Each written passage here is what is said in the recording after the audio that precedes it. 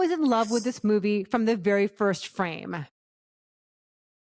Winner of the Best Screenplay Award at the Cannes Film Festival, Coralie Fargeat's follow-up film to Revenge, starring the one, the only Demi Moore. It's The Substance.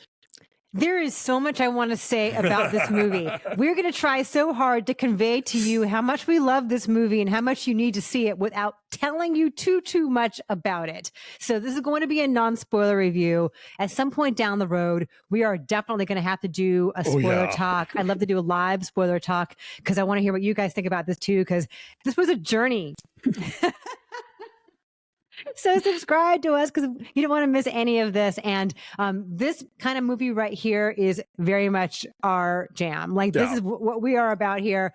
Any kind of like daring, buzzed about, weird ass art house movie, we love to get into it. So come and hang out with us so you can do that too. Have you ever dreamt of a better version of yourself? Younger, more beautiful. So Demi Moore stars as an aging starlet named Elizabeth Sparkle. And she is middle-aged, but still working hard in the industry. She has a star on the Walk of Fame and is, been part of the culture for a long time. She currently hosts this kind of dated looking aerobics show. And eventually the network, led by a grotesque Dennis Quaid, decides like, you're just too old. Like, it's over. Time for you to move on. We need to find somebody else newer and younger and hotter. And she hears about this experimental underground drug called the substance, the titular substance, which will allow a copy of you, a version of you, to be out in the world. Younger, hotter, you, but better. But the deal is you, the actual real you, can be out in the world for 7 days. And the young, hot you can also only be out in the world for 7 days. And you have to adhere to this little bifurcated existence here really, really strictly. And bad things will happen if you don't. Margaret Qualley is the younger version of her. And bad things happen. Oh my God, bad things happen. So I was in love with this movie from the very first frame. And I love the minimalism and the control and the stark nature of Coralie Fargeat's storytelling from the very, very beginning. Like I don't want to tell you too much. There's a couple different overhead shots that tell a story unto themselves, and the efficiency of her visual language and the use of color and the cinematography, like she achieves a lot here in terms of mood and energy with just her framing and camera angles and how she'll hold a shot. So I was just totally in thrall of this movie from the very, very beginning. And then it increasingly goes to insane places. But that buildup makes absolute sense. And it takes place over the course of like 2 hours and 20 minutes. It's kind of a long movie, but I never felt like it was long. Like I was so riveted. It keeps going to these bold and bizarre and like really daring and surprising places that I was like, oh, where are we going next? Like I just couldn't wait to see what was going to happen next. And I love that from the minimalist place where it begins, it just goes insane. Like in terms of the way the camera moves and the use of color and the use of lighting and the use of sound design, the sound design is exquisite. The score, the production design, just the boldness and the starkness quite frequently of the interiors, where Elizabeth lives, how that space changes and how that tells a story of these characters. How is that an apartment? I thought, oh, she has this like mansion in the hills, and then it's like, oh no, it's an apartment. I'm like, it's an apartment. On what planet is that an apartment? I mean, I was thinking, where is geographically, if I may, in Los Angeles, is kind of like where Sunset Towers is. Sure, yes, but I just the space of it is like it's the biggest freaking apartment on Earth. And there were a couple of moments where I'm like, this is a French director making a film set in and about Los Angeles, and there's only a couple of places where you're like, you know, our bathroom stall doors don't go all the way to the floor like they do in Europe, and our cookbooks don't use that typeface. But for the most part, I'd say she pretty much nails it. For somebody who is not of this chunk of the industry that takes place here in Southern California, she has a real eye for how things look and how things work. And yes, it's obviously, you know, a crazy like fantasy / sci-fi body horror version of it, but it rings true in many ways, in particular I think in what it has to say about how women get discarded by the industry once they reach a certain age, when they are trying to be seen in a certain spotlight. You know, like you can be a character actress forever, but if you want to be like sort of sexually viable to an audience, you know, they have decided where that cutoff is. It's like that Amy Schumer sketch about your last fuckable day, you know. I like this movie a lot, and I found it riveting, and I agree with you on all the stuff about the craft work here. The performances are extraordinary. Demi Moore is just going there. Never better. Margaret Qualley is really going there. Quaid is having a great time just being like this sort of caricature that's not all that far off, I'm sure, from the real thing. His name is Harvey. His name is Harvey. Yes. He's grotesque and predatory, and his name is Harvey.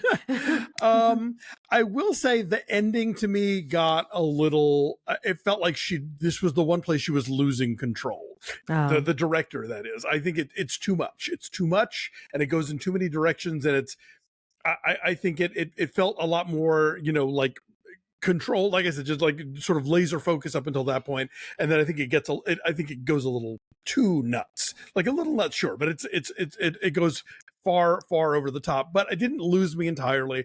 I still think it's a really good movie.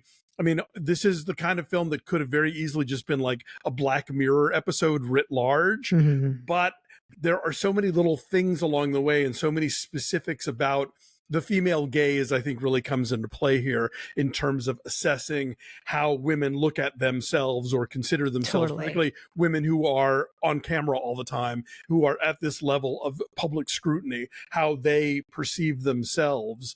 I think it's an extraordinary movie, and people should absolutely see it because it's not like anything else you're going to see this year. No, it's not even like A Different Man, which we're going to talk about later on. But you say it's about women who are in the public eye, but there's an emotional truth to it that I think really any woman can relate to. There's this scene where Elizabeth is in the bathroom and she's getting ready, and she keeps like messing with her hair, messing with her makeup, and changing her dress, and that's every single woman has gone through that experience where you just hate yourself and you hate how you look, and probably walking out the door, people would say you look lovely, but you don't feel that inside. And so I think probably men feel that way sometimes too, but that's the emotional truth that grounds this and, you know, makes it impactful beyond just being an exercise in style and gonzo body horror. Like there's a relatable deep truth to like wanting to be beautiful in a world that, you know, constantly favors impossible perfection and youth.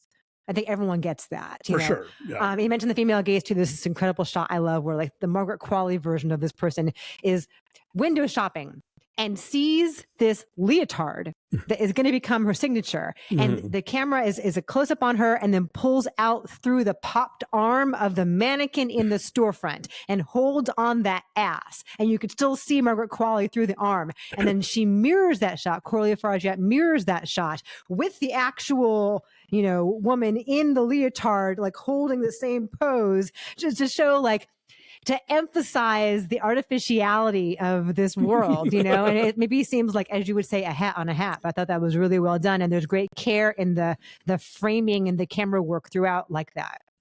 This movie has more like lingering ass shots that don't feel, you know, extraneous or like, you know, pervy. Like they are about this character's sort of understanding of herself and evaluation of herself, you know, and so it almost becomes kind of clinical in a way. It's not even like erotic. It's more like real. Yeah, it's assessments, you know. Assessments. Both actresses are amazing because they have to portray distinct elements of this woman, but be cohesive as well.